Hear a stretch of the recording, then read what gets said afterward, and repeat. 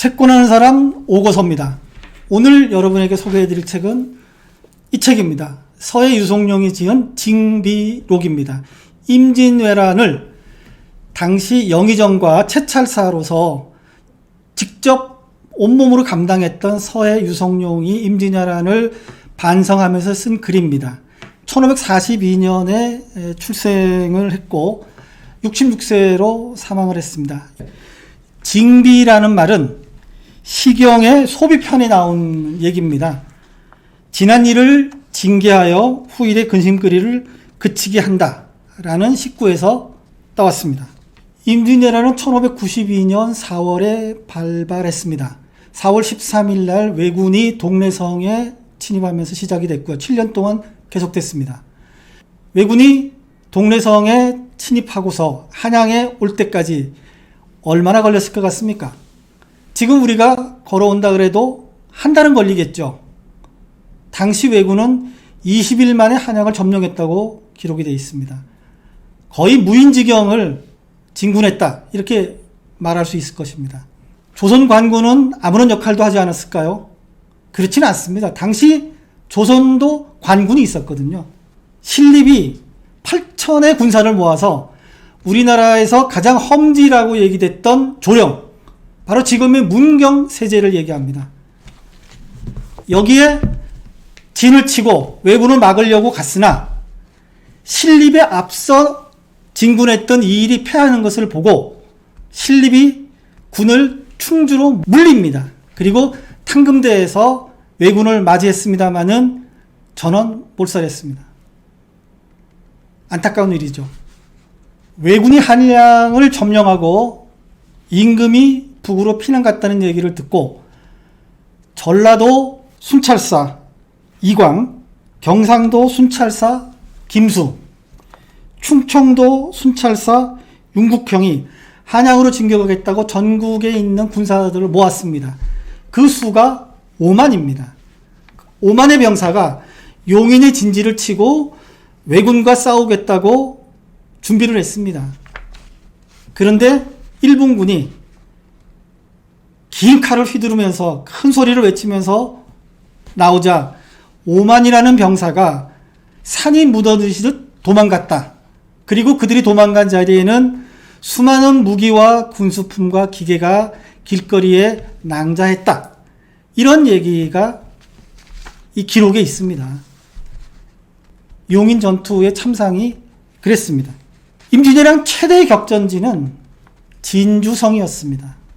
왜군이 명군이 오자 남쪽으로 후퇴를 합니다. 후퇴를 하면서 한양으로 진격할 때 미처 점령하지 못했던 진주성에 대해서 이들이 복수를 하려고 진주성으로 총집결을 합니다. 당시 진주성에는 6만 명의 군과 민이 있었습니다. 8일 동안 밤낮 없이 전투를 했습니다. 그리고 진주성이 왜군에 의해 함락이 되면서 당시 진주성 안에 있던 6만 명의 백성들과 관군이 한 사람 남김없이 모두 몰살을 합니다. 거기에 그친 것이 아니고 당시 진주성에서 살아있던 모든 짐승들까지 개, 소, 말, 돼지까지 다 죽여버립니다. 임진왜란 최대의 참극이라 아니할 수 없습니다. 임진왜란에서 우리가 일방적으로 당하기만 한 것은 아닙니다. 이긴 전투도 있습니다. 부원수 신각이 양주에서 적군과 싸워서 60명의 머리를 베었습니다. 그런데 이 신각은 어떻게 됐을까요? 신각의 상사였던 김명원이 조정에 소를 올려서 신각을 자기 명령을 듣지 않았다고 목을 베어달라고 했고 조정은 이 신각을 목을 베었습니다. 그만큼 조정이 어지럽고 질서가 없었습니다. 이 무질서하고 형편없는 이 선조의 모습은 선조가 북으로 피난 갈 때 좀 더 극적으로 드러났습니다. 한양이 점령당하기 3일 전 4월 30날 선조가 임진강을 통해서 북쪽으로 도망을 갑니다.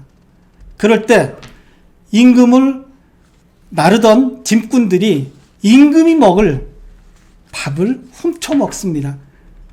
그것을 준비했던 파주목사, 장단부사가 자기가 혹시 그 책임을 지고 죽을까봐 이들도 도망가 버립니다.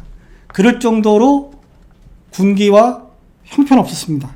선조는 이후에도 압록강을 건너서 명으로 도망가려고는 시도를 여러 번 했습니다.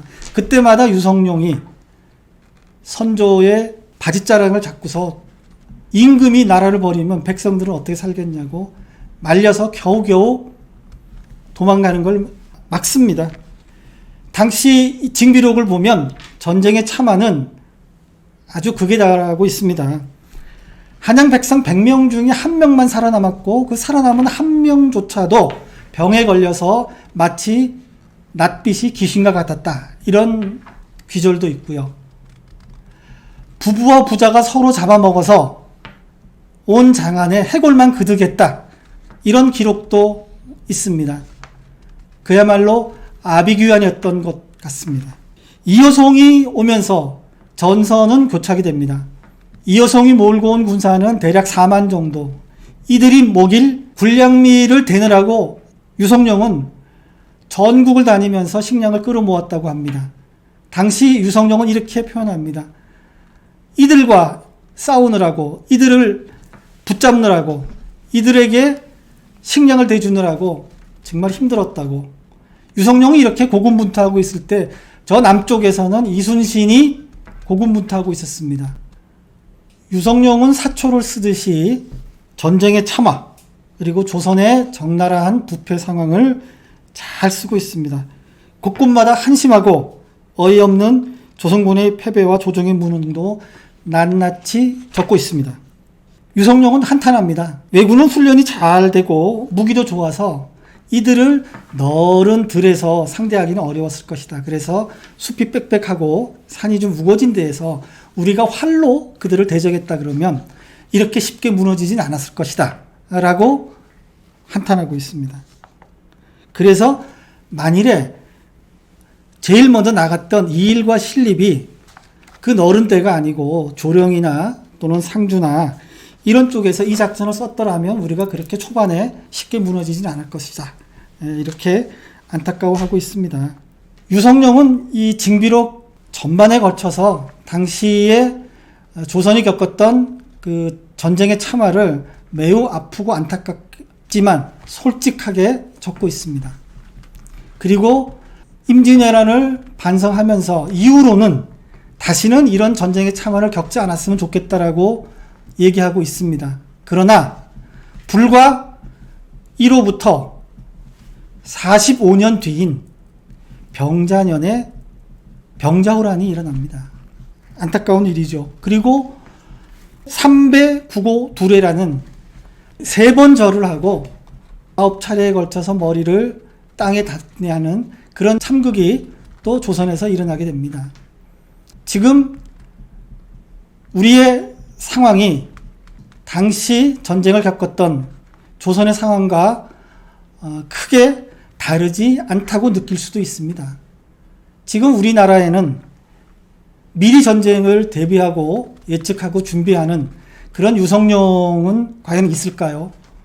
그리고 전쟁에 임했을 때 과연 이순신만한 장군이 현재 우리에게는 있을까요?